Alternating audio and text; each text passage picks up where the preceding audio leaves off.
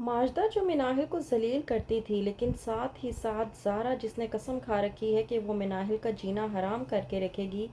آتی ہے جب مناہل نرگس کے گھر سے واپس سے تو اس بات پر زارا ماجدہ کے ساتھ مل کر اس کو بے انتہا باتیں سنانے کی کوشش کرتی ہے اور کہتی ہے کہ تم نے کیا تماشا لگا رکھا ہے، جب تمہارا دل کرتا ہے منہ اٹھا کر چلی جاتی ہو اور جب تمہارا دل کرتا ہے منہ اٹھا کر واپس آ جاتی ہو۔ تم نے کبھی ٹائم بھی دیکھا ہے کہ کس وقت تم جا رہی ہو اور کس وقت پر تم واپس آ رہی ہو؟ اس بات پر مناہل آخر کار جو کہ بھڑک پڑتی ہے اور اس کا صبر جواب دے جاتا ہے، کہتی ہے کہ تم ہوتی کون ہو میرے معاملات میں دخل اندازی دینے والی؟ میں کہاں جا رہی ہوں کہاں نہیں جا رہی اس سے تمہارا کوئی لینا دینا نہیں ہے، بہتر یہ ہے کہ اپنے معاملات تک رہو تو ہی تمہارے لیے بہتر ہوگا۔ زارا جو کہ اپنے آپ میں یہ شو کروانے کی کوشش کرتی ہے کہ مناہل کی زندگی صرف زارا کے ہاتھوں میں ہے، کہتی ہے کہ تم اپنی حرکتوں سے باز آؤ ورنہ تمہارے لیے اچھا نہیں ہوگا، تو اس بات پر مناہل زارا کو خوب جواب دیتی ہے اور کہتی ہے کہ اگر تم باز نہ آئی اور تم اپنی حرکتوں کو اسی طرح سے لے کر چلتی رہی تو میں تمہیں اس گھر سے دھکے مار کے باہر نکال دوں گی۔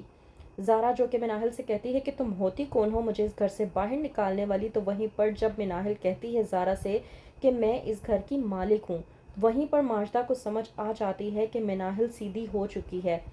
اور اسے اب ایسی ویسی کوئی بھی بات کہی تو وہ زارا کو نہیں بلکہ ہمیں بھی اس گھر سے باہر نکالنے کی دھمکی دے سکتی ہے،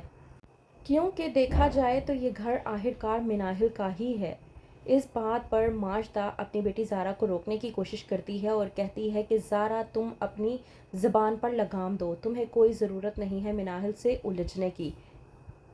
مناہل جو کہ وہاں سے چلی جاتی ہے اور وہیں پر حنان جو کہ کوئی ایسا کام کر دیتا ہے کہ جس کی بنا پر زین کو بے انتہا غصہ آ جاتا ہے، وہ اپنی والدہ ماجدہ کے پاس جا کر کہتا ہے کہ مجھے تو سمجھ نہیں آ رہی کہ زارا نے آخرکار اپنے آپ کو کن لوگوں کے بیچ میں پھنسا لیا ہے، کیسے لوگوں میں اس نے شادی کر لی ہے۔ ماجدہ جب زین کو جواب دیتی ہے اور کہتی ہے کہ مجھے تو خود وہ لوگ پسند نہیں تھے، لیکن تمہاری بہن کی ضد کے آگے کبھی کوئی چیز چلی ہے؟ ظاہر سی بات ہے جس طرح سے وہ میرے آگے ضد کر بیٹھی تھی میں مجبور ہو چکی تھی اس کی شادی حنان کے ساتھ کروانے کے لیے۔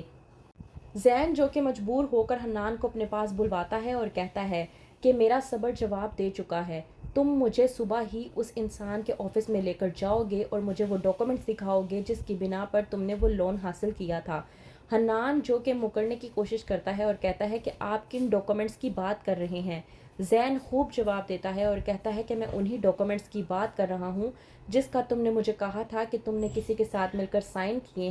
اور تم کسی کے ساتھ کاروبار کرنے کی کوشش کر رہے ہو۔ وہیں پر حنان کسی انسان کو فون کرتا ہے اور کہتا ہے کہ تو میرا دوست ہے، تو میرا ساتھ دے گا، بس میں تجھے جیسا کہہ رہا ہوں تو ویسا سیٹ اپ لگا، میرا سالہ کل آئے گا، اسے کچھ نقلی ڈاکومنٹس دکھا کر یہ شو کروانے کی کوشش کرنی ہے کہ میرے پاس جو بھی پیسے تھے ہم لوگ ان پیسوں کے ساتھ یہ کاروبار کرنے کی کوشش کر رہے ہیں۔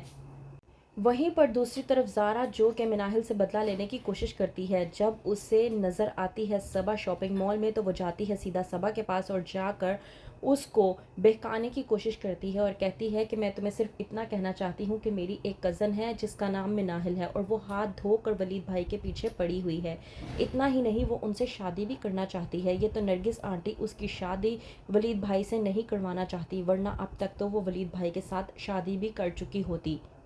میں تمہیں صرف اتنا بتانا چاہ رہی ہوں کہ اپنے ہونے والے شوہر کو مناہل سے بچا کر رکھو۔ صبا جو کہ زارا کی باتوں میں آ کر پریشان ہو جاتی ہے اور کہتی ہے کہ اتنا بڑا سچ مجھ سے اب تک چھپا ہوا تھا، میں یہ بات جانتی نہیں تھی، لیکن اب دیکھو کیا ہوتا ہے۔ تو کیا کرے گی صبا ولید کے ساتھ؟ کیا شادی توڑ دے گی یا پھر ولید کو مناہل سے کوسوں دور رکھنے کی کوشش کرے گی؟ جاننے کے لیے دیکھتے رہیے ڈرامہ سیریل پتھر دل۔